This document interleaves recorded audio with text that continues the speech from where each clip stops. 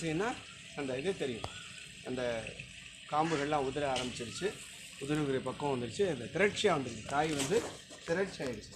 இப்போ நாம் இதை வெட்டி வச்சோம் அப்படின்னா ஒரு 4 நாட்களில் இயல்பான பழமாக பழுக்கிறப்போ 4 நாட்களில் இது பழுத்துரும். சரியா? இப்போ நம்ம கொலையை வெட்டுறோம். இங்கே காமிமா, கொலையை நாம் வெட்டுறோம்.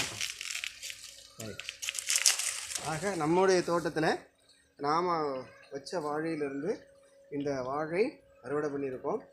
இதோடைய ரகத்தோட பேர் பார்த்திங்கன்னா ரஸ்தாலி அப்படின்ட்டு. உயர்ந்த ரகம்னு நம்ம செவ்வாழை சொல்லுவோம், சிறுமலை பழம் சொல்லுவோம்.